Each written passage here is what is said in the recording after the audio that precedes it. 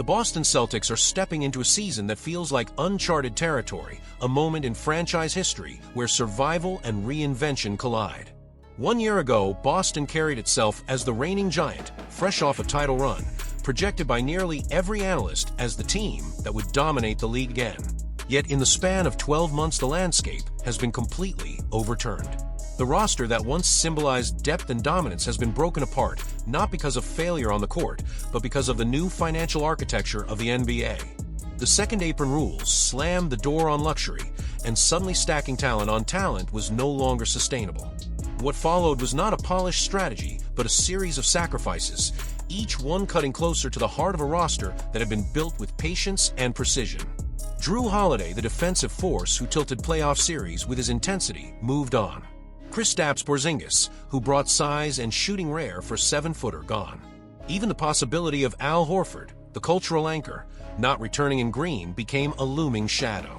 For supporters, it felt less like a summer of ambition, and more like a cold reminder that dynasties are dictated not just by basketball, but by economics. Yet in the midst of all the turbulence, Boston revealed its true priorities. Throughout the offseason, phones rang across the league, with rival executives testing the waters, probing for weakness, asking if Jaylen Brown or Derrick White might be available. Each inquiry met the same answer, a firm refusal. The Celtics were not going to dismantle their foundation. This clarity matters because it redefines the narrative. While the departure of stars dominated headlines, Boston quietly signaled that it believes in the leadership and resilience of its backcourt tandem. Jaylen Brown, entering his prime at 28 years old, carries the torch not just as a scorer, but as the symbol of continuity. His 5-year extension, worth $34 million per season, was more than a financial commitment. It was a declaration that Boston trusts him to lead through adversity. 2 All-Star appearances and an All-NBA second-team selection already prove his talent. But now comes the greater challenge: to elevate teammates, to command the locker room, to transform from co-star into franchise face. Right beside him stands Derrick White, perhaps the most underrated contract in the league. His 4-year deal, worth $118 million, once looked generous. Now it feels like a bargain. White embodies versatility, capable of guarding positions 1 through 3, spacing the floor with improved shooting, and stabilizing possessions when chaos hits. In many ways, he is the antidote to the uncertainty of this season. While opponents plan for Brown, White becomes the connector, the player who allows Boston to bend without breaking. Together, their combined $81 million salary is not simply a cap figure. It represents Boston's chance to remain dangerous in a conference that has grown sharper. Milwaukee still boasts Giannis Antetokounmpo and Damian Lillard. New York strengthened its rotation with high-level depth. Philadelphia is searching for redemption after repeated heartbreak. Miami, the perennial dark horse, waits for another spring ambush. Against such rivals, the Celtics cannot afford hesitation, and that is why the Brown-White axis feels less like a backup plan and more like a rebirth. Questions linger, and those questions create intrigue rather than despair. Who will rise in the frontcourt now that Porzingis and Horford's futures are uncertain? Could unheralded young players step into the void and shock the league by giving Boston the depth nobody anticipates? Will the absence of Jason Tatum, sidelined by that brutal Achilles injury, actually force the team into a style of play that is less predictable and more adaptable? These are not small concerns. They are the kind of uncertainties that can either derail a season or ignite a new chapter. History suggests Boston leans toward the latter. From Bill Russell's dynasty to the grit of the 2008 champions, the Celtics have repeatedly thrived when outsiders dismiss them. The doubt becomes fuel, the skepticism a weapon. This season is not about walking with the arrogance of champions, it is about walking with the urgency of challengers. For Jaylen Brown, it is a test of whether he can be more than the second head of the dragon. For Derrick White, it is a chance to evolve from reliable guard to indispensable star. And for the franchise, it is an opportunity to prove that resilience can matter as much as raw talent. The world expects Boston to fade into mediocrity. That expectation may be exactly the spark that transforms this season from a year of survival into a year of revelation. Enters the year 2026 carrying a storyline that few could have predicted even at the beginning of the summer. A franchise defined by tradition suddenly finds itself writing a chapter where unpredictability takes center stage. Jason Tatum's Achilles injury during the playoffs was a moment that not only silenced the Garden, but shook the entire league. Losing the face of a franchise in his prime is not just a tactical challenge, it is an existential test for the identity of a team that has always been built on star power. Yet history shows that when Boston is forced to adapt, it often discovers new pathways to greatness. That is why the months ahead feel less like a setback and more like an opening into uncharted territory. At the center of this unfolding drama is Anthony Simons, a player who arrives at 26 years old with a contract worth $27.7 million in its final year. The timing of his arrival almost feels orchestrated by fate. In Portland, he was known as a microwave scorer, a guard capable of flipping the scoreboard in minutes, but in Boston, his canvas is wider. He is not only playing for his next deal, he is playing for a legacy. Every shot he takes at TD Garden carries weight, because it is not only about statistics, it is about proving that he can be the engine of a contender when the usual alpha is temporarily absent. Analysts across the league whisper about the possibility of him leading Boston in scoring, and while that would sound outrageous in the presence of Jaylen Brown, the scenario grows more plausible with every layer of context. But the most surprising move, the one that has started to spark curiosity far beyond New England, is the arrival of Rhenz Abando. While American audiences may not have followed his rise closely, those who did know that Boston may have unearthed a diamond that can alter its future. Abando is not just another depth signing, he represents something symbolic. He brings athleticism, versatility, and an underdog story that resonates in a city that has always celebrated grit as much as glory. The signing of Abando signals that the Celtics are not only chasing established stars, they are investing in hidden gems that can explode under the right system. Imagine the electricity inside the Garden the first time Abando throws down a dunk in transition or locks down a seasoned scorer with relentless defense. Those are moments that create legends, not through expectation, but through surprise.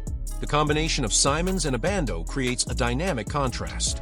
One is a proven scorer entering his prime, the other an unproven force with everything to prove. Yet both share the same backdrop, a Celtics team temporarily stripped of its cornerstone, but unwilling to surrender ambition. This duality is what makes the season fascinating. Every night Boston fans will not just be watching a team, they will be witnessing auditions for the future. Which of these new faces will take ownership of the spotlight, who will redefine the narrative, and who will step into a role that even management might not have anticipated? Simons' offensive talent is unquestionable. During stretches without Damian Lillard in Portland, he averaged close to 20 points per game across 70 contests. His three-point shooting stretches defenses, and his quick first step creates chaos. In the Eastern Conference, where the defensive landscape is not as punishing as the West, his strengths become magnified. He is positioned to exploit matchups, to punish second units, and to force coaches to redesign scouting reports. Yet his greatest test will be mental. Can he balance patience with aggression, and can he adapt to moments when Jaylen Brown demands the ball or when Derrick White orchestrates possessions? That internal discipline will decide if he becomes merely a scorer or something greater. Meanwhile, Abando enters with no pressure of superstardom, but that is precisely why he can thrive. Opponents will not prepare game plans for him, and that invisibility is dangerous. Coaches can unleash him as a surprise weapon, a burst of athletic energy capable of changing the rhythm of games. Boston has historically thrived when unknown names rise to the occasion, from bench units that flipped playoff series to rookies that suddenly stole minutes from veterans. Abando fits into that tradition, a reminder that championships are not only won by headliners but also by those who step in when nobody is watching. What makes the entire picture so intriguing is timing. Tatum's recovery means the Celtics must operate without their leader, but this absence creates space.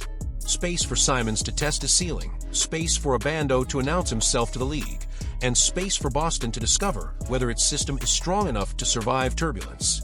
If Simons seizes the scoring mantle and Abando injects unexpected versatility, the return of Tatum will not merely restore balance, it will elevate the roster into something far more dangerous than before. Boston's tradition is not about surviving adversity, it is about transforming adversity into fuel. The upcoming season will not be defined by what was lost, but by what could be gained.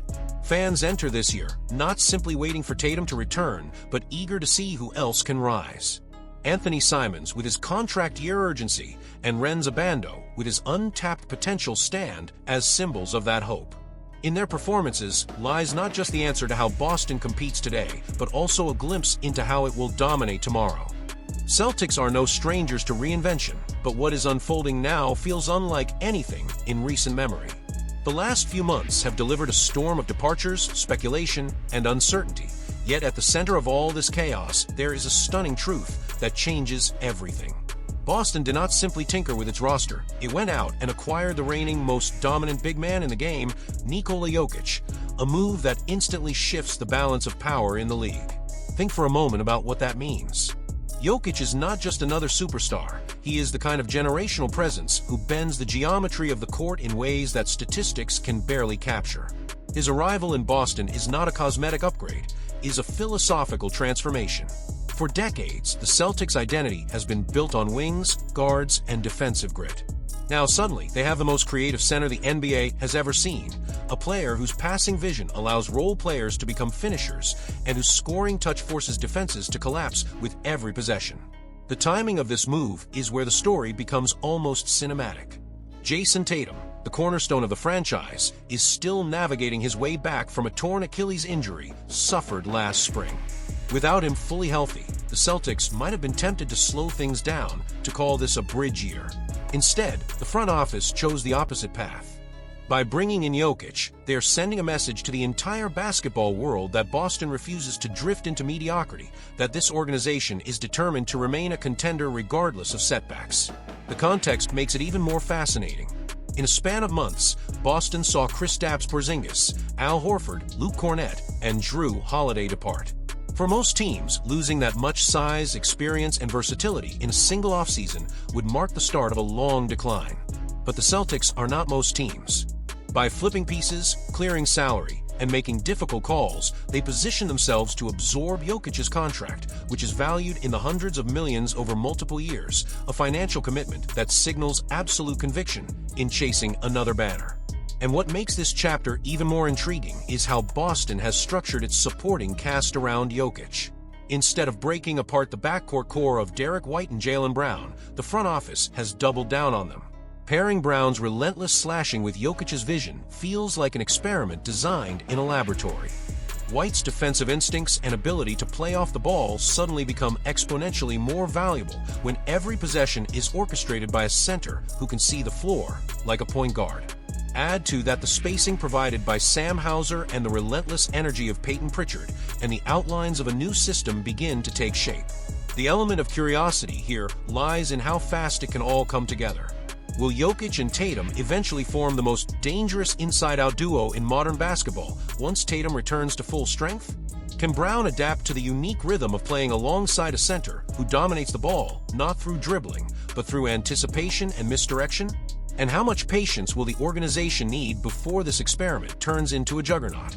Boston's willingness to take this leap says everything about where their ambitions rest. They are not hedging bets, they are not pausing for the future, they are building for immortality right now. Imagine the scenario. Tatum recovers ahead of schedule, Jokic continues his reign as the most unstoppable force in the league, and the supporting cast finds chemistry faster than anyone expected. Suddenly, what was billed as a transitional season could become one of the most shocking title runs in recent NBA history. The Celtics are chasing something larger than wins. They are chasing inevitability, the feeling that when you walk into TD Garden in the spring, you are witnessing not just a team, but a dynasty in the making. Jokic's presence guarantees that no possession will look ordinary and no opponent will ever feel safe with a lead. Boston has turned uncertainty into opportunity, and for fans, the hope is not about surviving the year, it is about watching history write itself in real time. What happens next is the question everyone is asking. Will Jokic and Tatum lift the franchise to heights unseen since the glory days, or will the process require a season of experimentation before the true explosion comes?